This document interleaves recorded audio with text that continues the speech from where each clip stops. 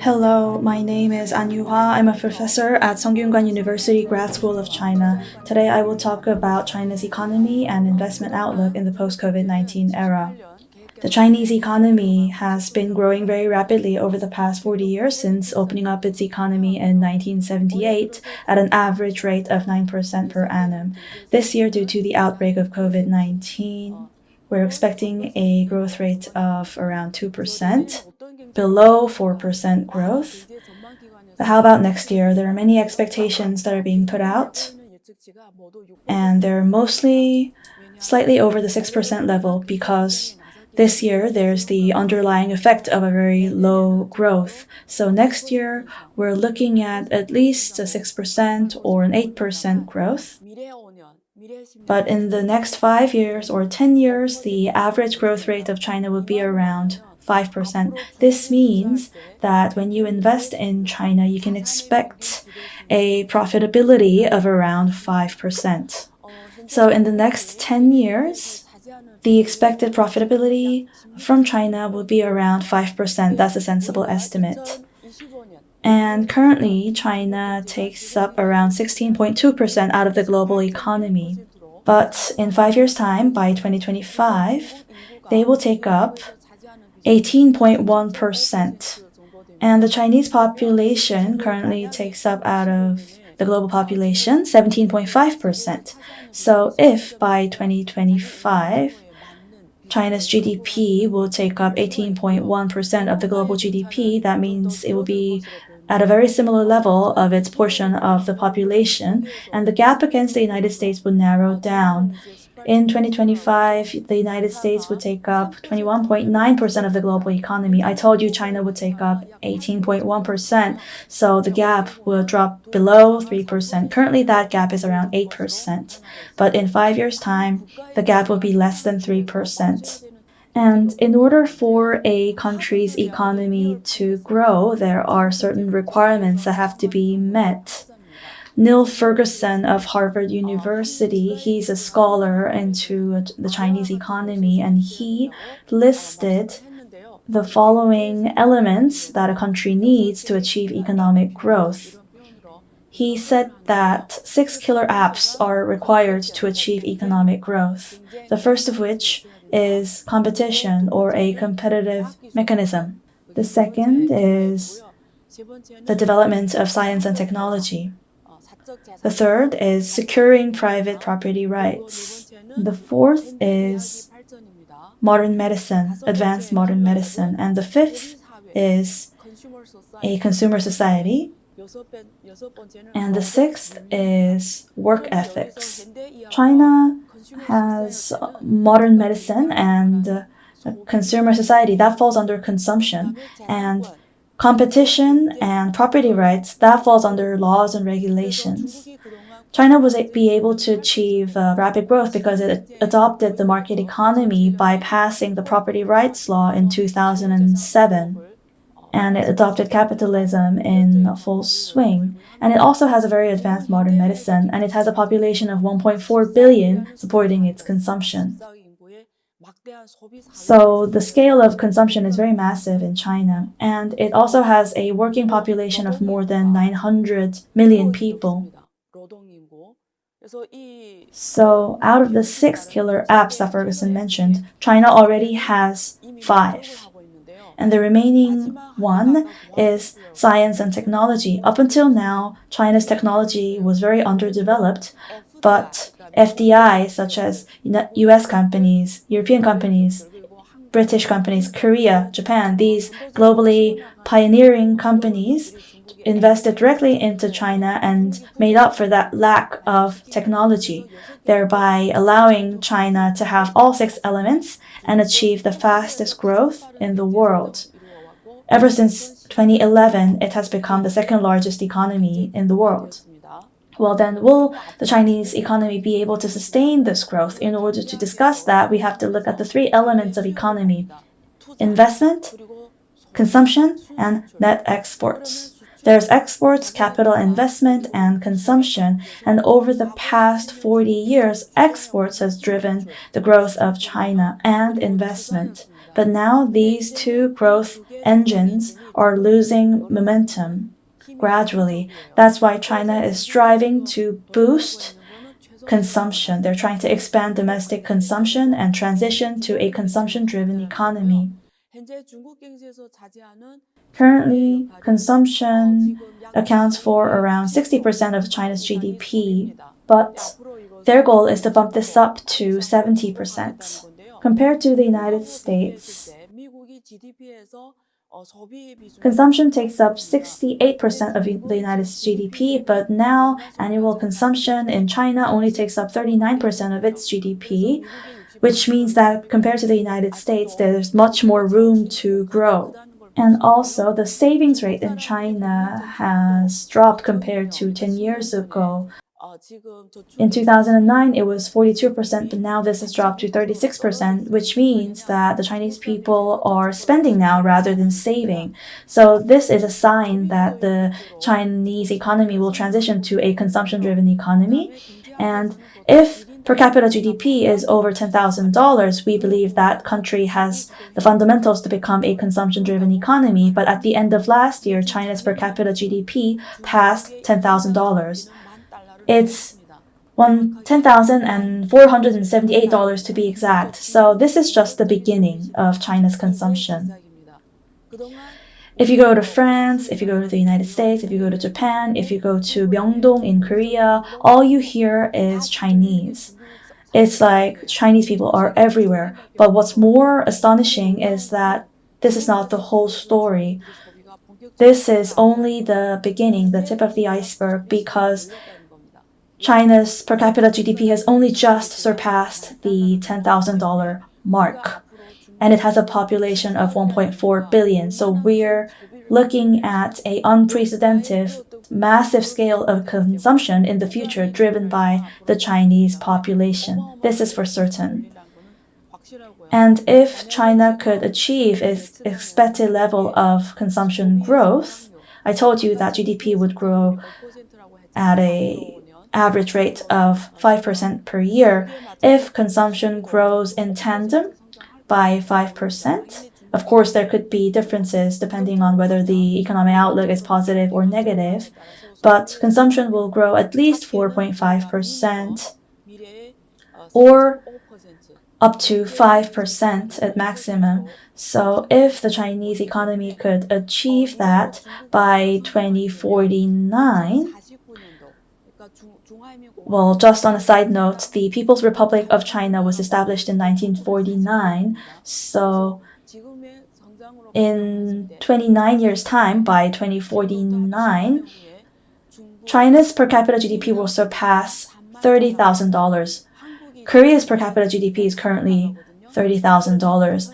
And in 2049, the year when China marks the centennial of the establishment of its nation, its per capita GDP level will match Korea's level. But at least for now, at the current level, China's consumption volume is already at a very similar level of that to the United States. The annual value of retail sales in China is $6 trillion, and the United States' comparable figure is $6.2 trillion. So there's only a very small difference here. So in 29 years' time, of course, China's GDP per capita could cross the $30,000 mark, but what's more important is that their consumption volume is already very similar to that of the United States. China will outpace the United States in a couple of years and become the largest retail sales country in the world. And what's different also is that income inequality in China is narrowing down. This is a very positive sign. The Gini coefficient is an indicator of income inequality in a country. And 10 years ago, in 2009, China's Gini coefficient was 0.49. This has dropped to 0.47. Whereas in the United States, their income inequality has widened. This is why 4 years ago, President Trump, a nationalist president, was elected. This is because income inequality triggered conflict between race And there's also income inequality of the top 1% versus the remaining 99%. This is causing social unrest in the United States. That's why President Trump was able to be elected. We'll have to wait and see whether if Biden will be able to resolve this problem, because there's the hollowing out of the manufacturing sector in the United States. There's no fundamental to boost the income level for the blue collars unless manufacturing returns back to the United States. Unless that happens, it's going to be very, very difficult to resolve this problem. But in China, the Gini coefficient has dropped, income level overall has enhanced, and the society has become more stable in general, which is a very positive sign. But it's also important how they're going to sustain this positive change. China has a population of 1.4 billion and the United States has 0.3 billion, so there's a difference here. Social conflict among a population of 1.4 billion is a very big problem. It's a problem of safety. So the Communist Party is most afraid of a widening income inequality gap. So they're striving very hard to resolve income inequality and the gap between the rich and the poor.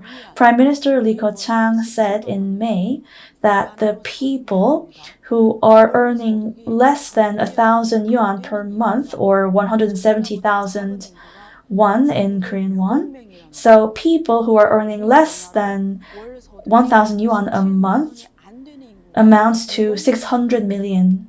So 600 million people are earning less than 170,000 won a month. So there's still a lot of households, a lot of people who are earning very little. So China's challenge now is how to bump up the income level for these 600 million people. This is the challenge that the Chinese Communist Party has to deal with in the next 20 years. China is giving a lot of thought into how they're going to boost the income level for these people, and the solution they have thought of is the new type urbanization plan. The urbanization rate in China is less than 60%, but if people are clustered together, that will lead to an increase in demand for service industries.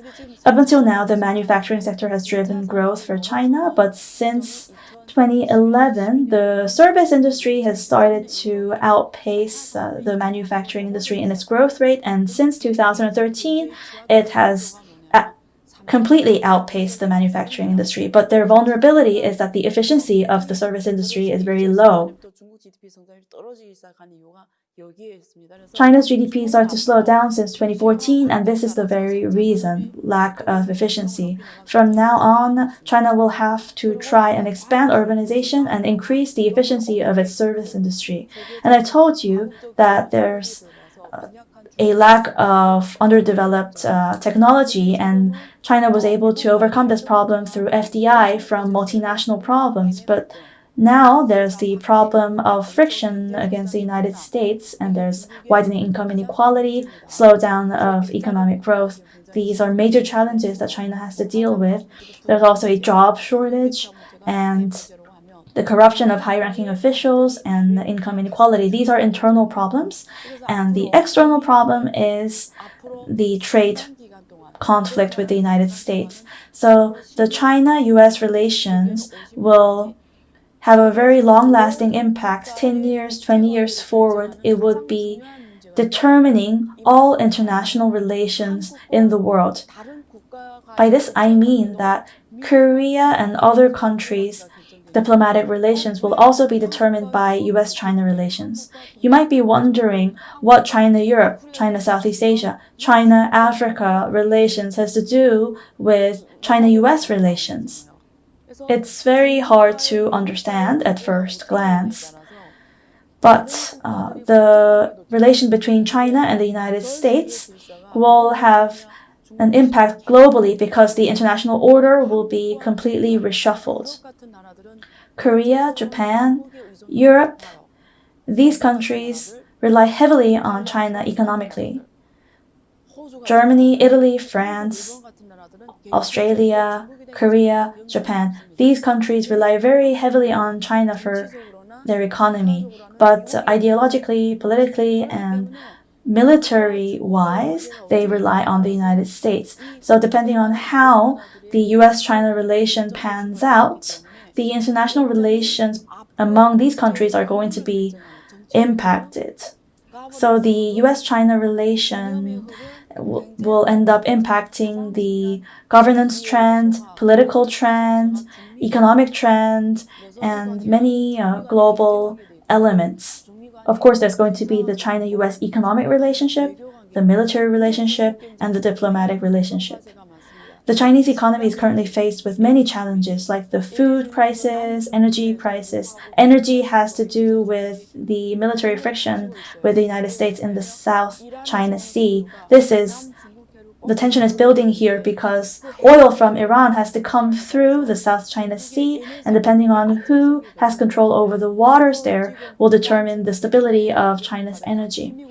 There are coastal countries around the South China Sea, and China's goal is to secure the maritime rights there in order to secure a stable supply of oil. That's why tension is building here, and there's also the food shortage problem for the population, and there's also the environmental crisis. If Biden takes office, I think he's going to consider the climate change as a big priority, and whether or not Chinese companies can match environmental standards imposed by the international community is a big problem because it's very intricately related to cost. And I told you that there's still a large population earning very little in China. This has to be bumped up in order for China to transition to a consumption-based economy. And there's also the export stability issue and macroeconomic stability, which depends heavily on the decisions made by the Fed. Emerging economies depend heavily on FX rates, which is impacted by the Fed's decision. That's another challenge. So going forward, regarding exports, China has to deal with these stakeholders. China exports the most to Europe. That's the number one destination. And the second destination is Asia. Recently, RCEP was launched, the Regional Comprehensive Economic Partnership, which includes Japan and China. So the three major economies in Northeast Asia are all included in RCEP. And we play a big role in their export stability. And the third largest export destination is the United States. Of course, there could be differences depending on which policy the Biden administration adopts. And the fourth is Latin America, followed by Japan, Hong Kong, Korea. If China could secure stable exports to these locations, they would be looking at a very positive future, but the United States is going to be key. And also starting next year, China will be adopting its 14th five-year plan for economic development. They're still implementing plans to develop their economy. The 14th plan will be effective from 2021 to 2025, and the long-term goal is set at 2035. This has already been publicly announced. The key word here is building technological capacity. China's goal is to build a domestic, independent value chain for high value-added industries.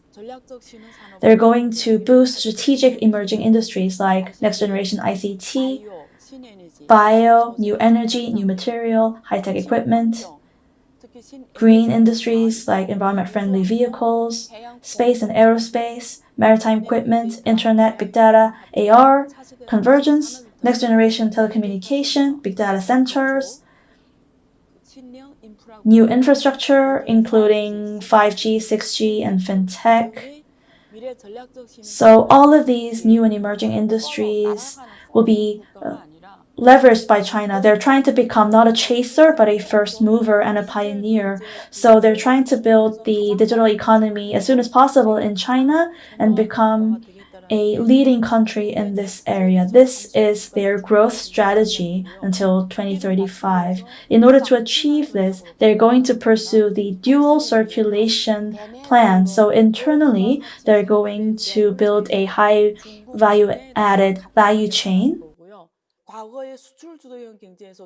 In the past, China tried to export its labor as the factory of the world, but now they're not going to sell labor, but try and take advantage of their high value-added industries like IP and patents. So they're going to export their technologies. They're no longer going to provide service for the other countries, but secure the core technologies.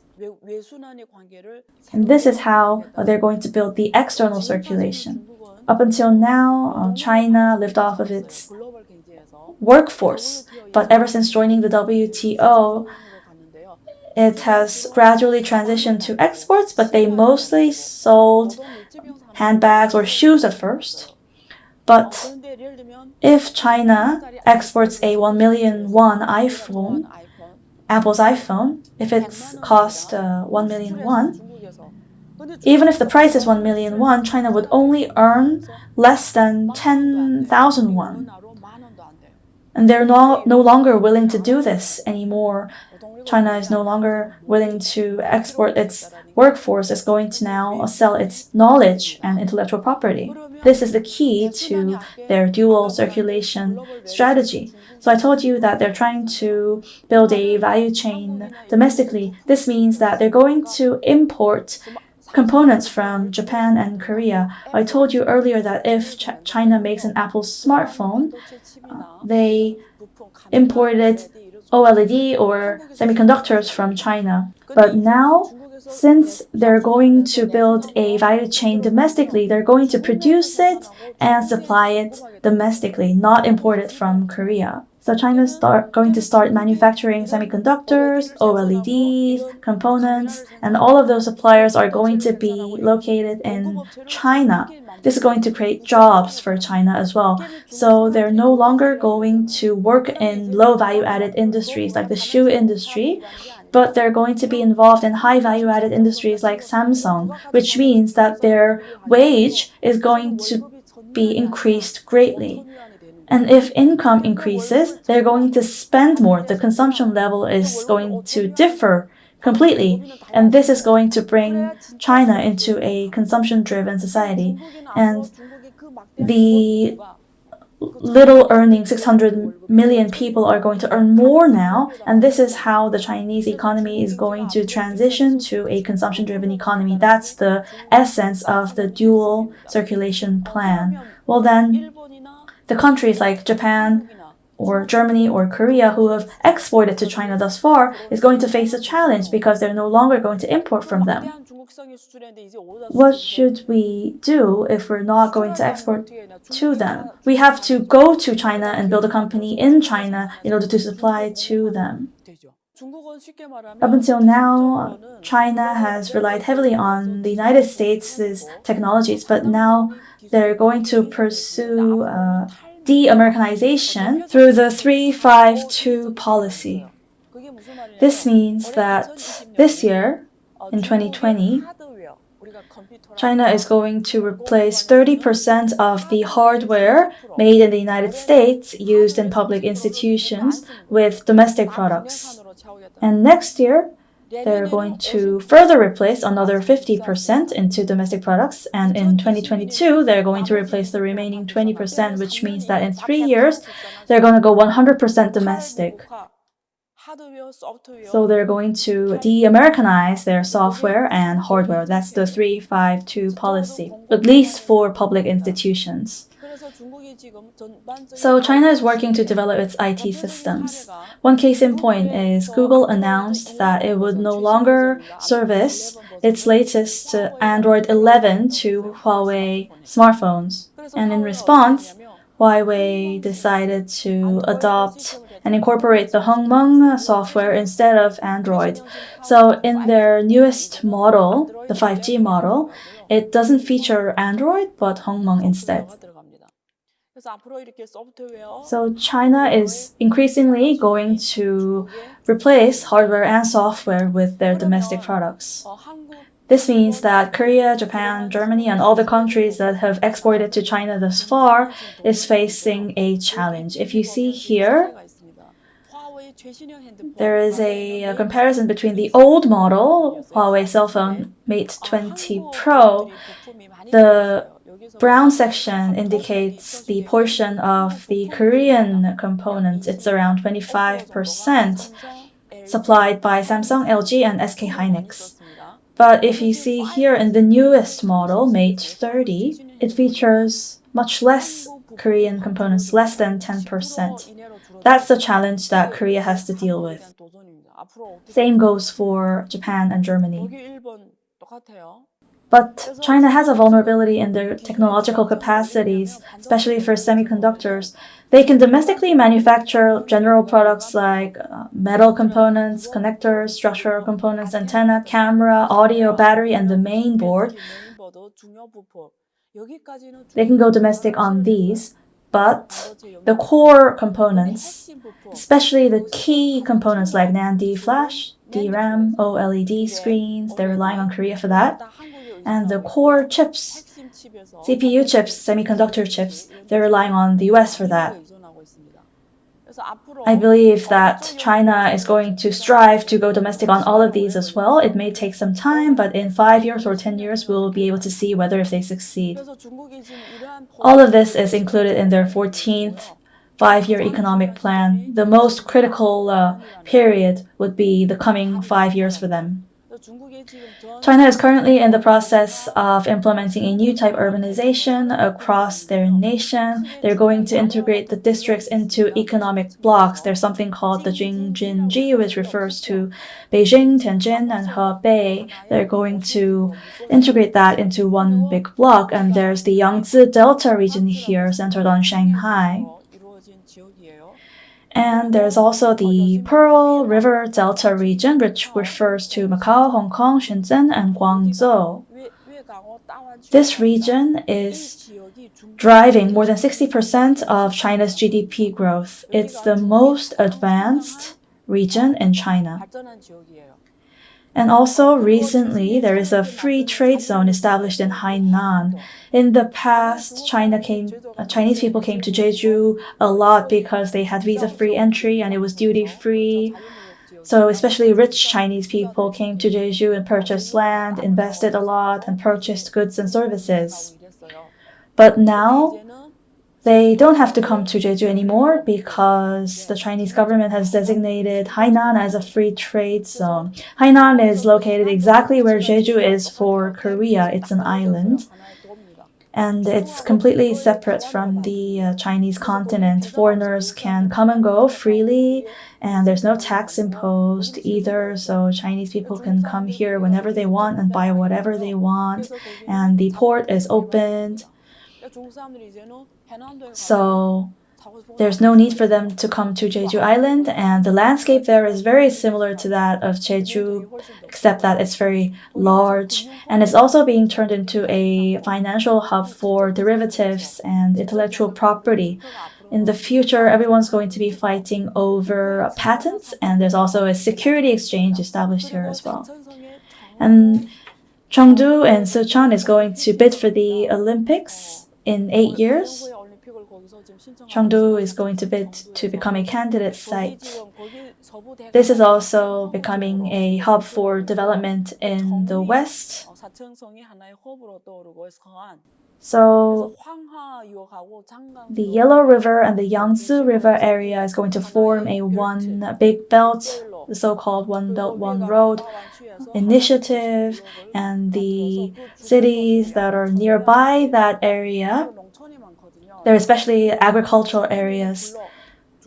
We're going to make sure that the urbanization can encompass up to that area as well. If that could become a reality, those people would be able to engage in higher grossing industries and earn more.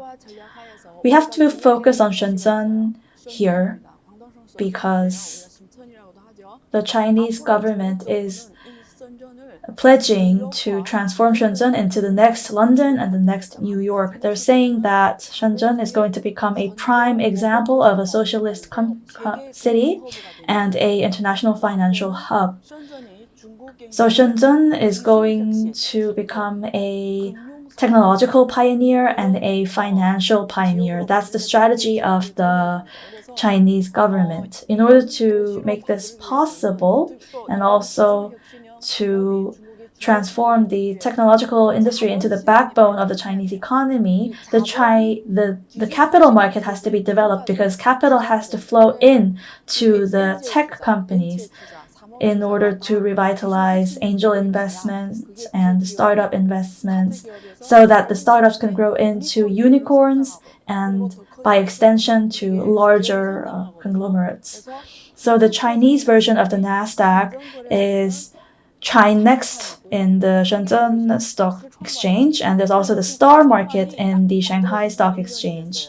It's been 1 year since the market opened, and if you see the companies that are listed in the past 1 year, they're all tech companies in ICT and the consumption sector. I told you that the consumption sector is going to grow going forward, especially and as we went through COVID-19, healthcare has risen, and industrial material and high value-added material.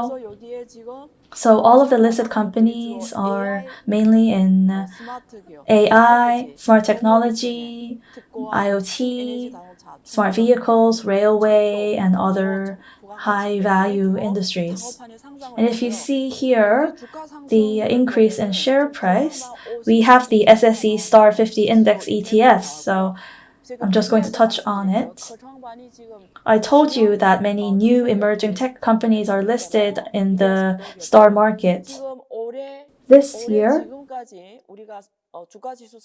the SSE index rose by 7.3%. But the SSE Star market rose by almost 41%. So 7.3 versus 41, that's almost a six-fold difference. If you compare it to Kospi also rose quite a bit. The Kospi 200 index jumped by 14.7%, and S&P 500 increased by around 10%, but Star market increased by 40%. So that's more than 4 times the growth in the S&P. So how should we form our asset allocation strategies in the post-COVID era? This is a very important question. We have to focus on 2 elements: domestic growth.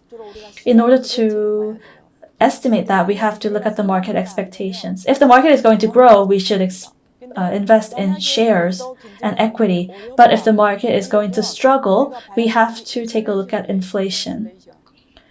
But after Biden takes office, if the US keeps on injecting financial stimulus packages, Korea is going to do that also because it has to stabilize the foreign exchange rate.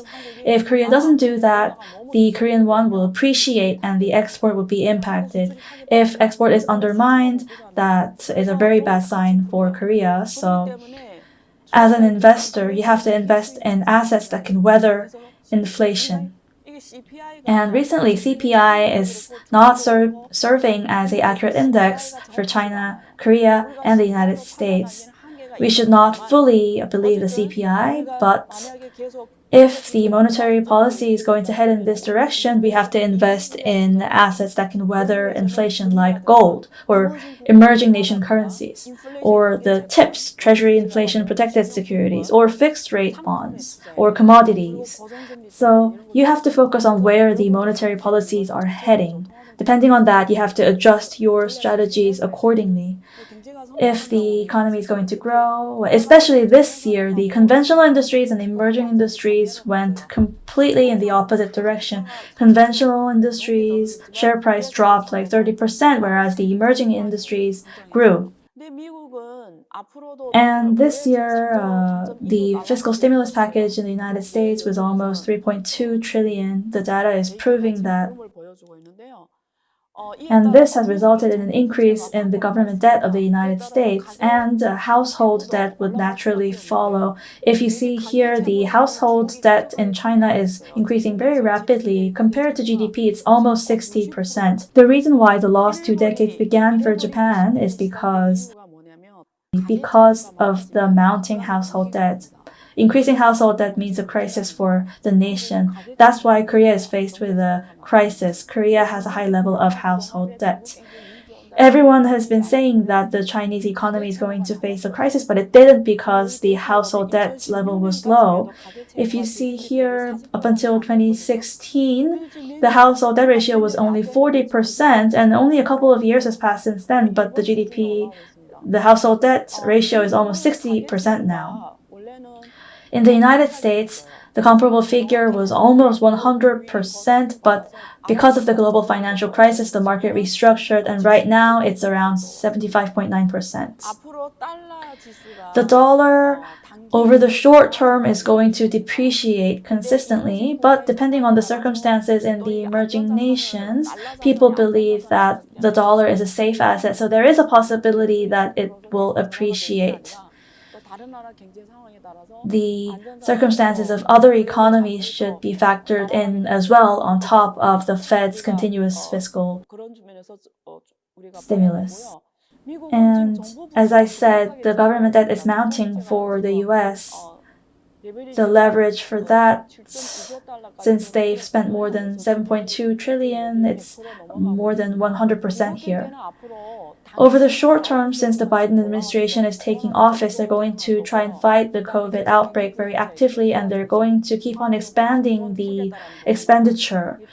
So over the short term, it's very positive, but longer term, it's a bit uncertain because the question is, are they going to be able to address the hollowing out problem in the manufacturing industry? Only then can we increase the income level for the blue collar, and only then can the United States economy remain consumption driven. But I said there's the income inequality problem.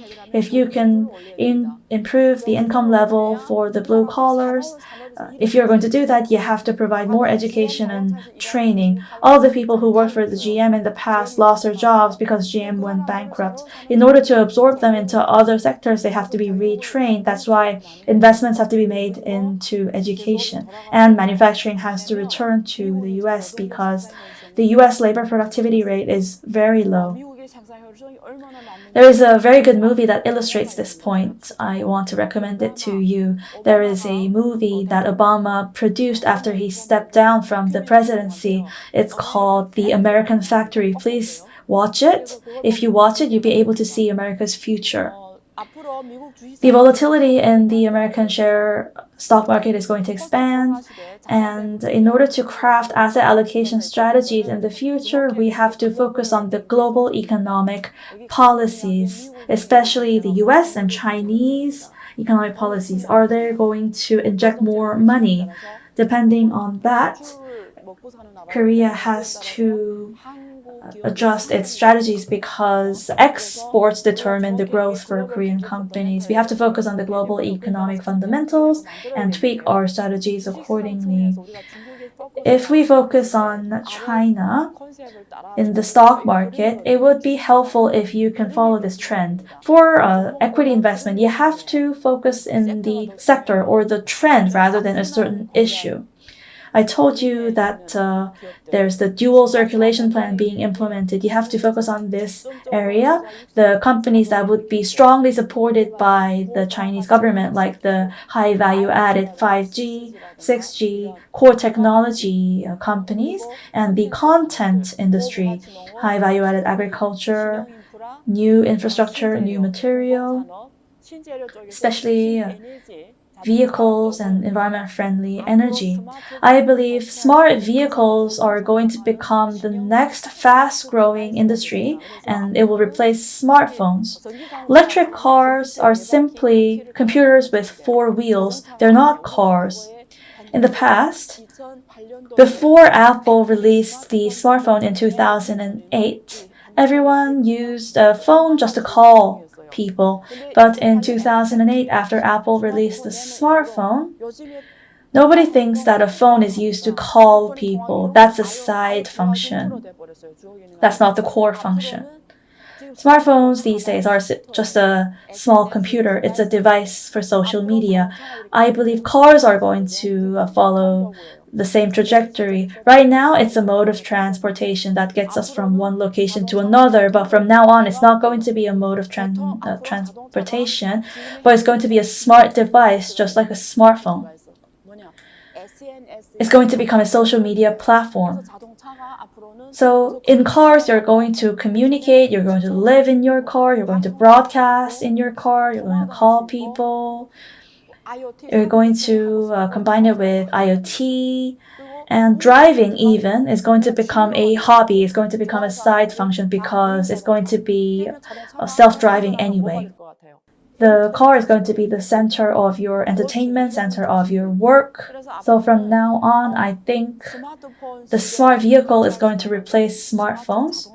You would want to eye on companies that are riding on this trend. And for bonds, you have to take a look at the interest rate policies. In China, the credit bonds are going to be increasingly risky because the government is allowing state-owned companies to go bankrupt as well. So I recommend that you focus on municipal bonds. They have a higher interest rate compared to sovereign bonds, but they're still at a sovereign credit rating. And we also have to focus on real or physical assets because we have to carefully watch where the inflation is going. So gold, energy, rare metal, and commodities, you would want to focus on it if you're investing in futures and derivatives. And I would recommend that you be very discreet with FX investments because there is a possibility that emerging economies will be faced by credit risks anytime. So I explained that the smart vehicles will replace smartphones soon. So if you look at the table on the right here, you can see that the global pioneer in smart vehicles is a Chinese company. That's NIO, which is currently listed in the United States. And there's also Li Auto and XPeng. These are the three largest smart vehicle companies listed in the United States. Depending on how the US-China relation turns out in the future, there could be differences, but the direction is clear because their share price, NIO's share price, rose by 274%, Lixiang 60%, XPeng 41%, which means that if I bought NIO shares worth 100 million won, that would have jumped to 270 million won right now. If you see the graph on the left, the trend, China is number one in its market share of new energy, so you would want to focus on, from now on, where the Chinese people are spending their money. I told you that they have a huge population. You should carefully watch where they're spending their money. So this is a comparison of 2019 and 2025, the major consumption sectors for the Chinese. I highlighted the important areas in the blue circle.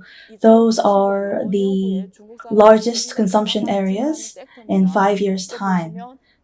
So healthcare, 10.5% growth. Education, culture, and leisure, 12.5% growth. Communication and transportation, 14.5%, whereas food, cigarettes, and alcohol would drop. This is an article that I wrote, and I said that the next Marwin will come from bio, healthcare, pharmaceuticals, and education. You can refer to it later. I'm personally most eyeing on education, pharmaceuticals, bio, and healthcare. If you see this graph, this is a graph that encapsulates the companies that you should be focusing on the most. Out of the top 500 companies with the largest market cap, you can see whether if their share price dropped or increased. All the minus growth industries, you can tell, are conventional industries, and the sectors that grew more than 30% are all ICT, information and technology, and food, healthcare, health drinks, and there's also pharmaceuticals and bio and medicine.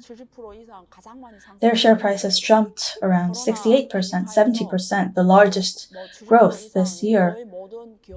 Even in the face of COVID-19, almost all of the companies in these sectors saw a 60 or 70% growth in their share price. Most people ask me to recommend a company that they should invest in, but I always say that you would inevitably fail if you invest in a company. You should invest in a sector. You should choose the right sector, and you're very unlikely to fail. In order to choose a sector, you have to read the trend. Don't chase the money. You have to be there first and have the money chase you. That's how you invest in the trend. And this table shows that ICT is key these days. Non-contact was the talk of the town recently. The companies like Pinduoduo grew by 300% this year, and there's also healthcare and bio. Their share price rose by 70%. And you also have to take into account the large amount of consumption that's lying in China. The share price drops. The decline most likely happened in banks and conventional financial industries. In the case of the United States, since Trump was engaged in a trade war with China, you may not have expected this, but they have actually expanded their investment in China. You can see the investment destinations for US open funds. They're investing mainly in the internet sector of China. And you have to focus on the areas that they are not investing in right now. Reversely, you should focus on them, like semiconductors, entertainment, healthcare. The biggest success story in China is namely the BATJ, Baidu, Alibaba, Tencent, and JD.com. But what's ironical is that their major investors are all US capital. They started investing in these Chinese companies before they became the large companies that they are right now. Goldman Sachs was an angel investor to Alibaba. They invested $20 million. It's very important that they invested in these companies when they were in the nascent stage. I believe that China has the largest competitive edge over the United States in this area. In the past, in the fourth industrial value chain, I really want to make this point. In order for us to make a product, we have to have IP or patents, and we have to go through R&D and the production or manufacturing phase, and then you have to market the product to sell it to the customer. That would be CR, customer relations. So this is the value chain of how an idea is translated to a final product with an added value. In the past, when we did not have the internet, a company and a country had to go through the entire process on their own. Samsung used to have the patent, do the manufacturing, the marketing, and they also had their own CES department. But right now, the international community is connected all together. So if I have a good idea, I don't really have to outsource the R&D to Korean engineers because they're very expensive. If my idea is very promising, I can entrust it to Indian engineers because the labor cost is lowest there, and we can do the production in Vietnam, and we can have US companies do marketing. This means that at the end of the day, the competitive edge comes down to two elements. You have to have either your idea or patent, or you have to have a very loyal customer. That's the brand. Why do people use the iPhone? Does it have really super quality? No, they take pride in the fact that they own an iPhone. That's the power of a brand. And that's CR. So as a company, you either have to have IP or CR. So from now on, you would want to invest in a company with the IP, a clear brand power, or CR. In the past, the United States was a pioneer in IP, and Germany, Japan, and Korea were powerhouses in R&D. And China had the competitive edge in manufacturing. Marketing was kind of all over the place. And the market, or CR, was in China, Europe, and the United States. But as I mentioned earlier, the population of the United States is 0.3 billion. China has 1.4 billion. In November 11, on Singles Day, on Taobao, on a single day, the sales amounted to 480 billion yuan. In a single day, this is more than twice the sales of all department stores in Korea year-round combined. So you can't even imagine what the volume would be if you include Tencent and so forth. So you can never beat them. Never, no matter how hard you try. So up until now, the United States had the competitive edge over China because it had the largest number of patents in the world. But what's noticeable is that China now has more patents registered at WIPO. It has been a while actually since they achieved that, but China did have less core patents. But since last year, they have even outpaced the United States in the number of core patents as well. This means that the creative power that China is generating with its IP and CR is just beyond our imagination. So the United States cannot help but feel threatened. So as investors, where should we invest? It's either IP or CR. And you should try and invest in nations rather than companies. And we are very close by China. So if you look at this map here, you can see that the e-commerce volume of China is larger than that of all of the remaining 10 countries combined. Even if you add Argentina, Brazil, Indonesia, India, Korea, Japan, and everyone, still China outpaces the entire group. I told you earlier that on Taobao there was a sales of 498.2 billion yuan on a day. So this provides a background for Chinese companies to become global conglomerates just in a couple of years. They have a large market, and by leveraging this large market, they can reach the break-even point very quickly, and they can very swiftly become unicorns. Unicorns are startups that are worth more than 1 trillion won, or $10 billion. As for Pinduoduo, it's only been 2 or 3 years since it was established, and it's already a global company. It's almost chasing Amazon. And their CEO, Huang Zheng, is earning 80 billion yuan a day. So there's no way that we can beat them. And the number of unicorn companies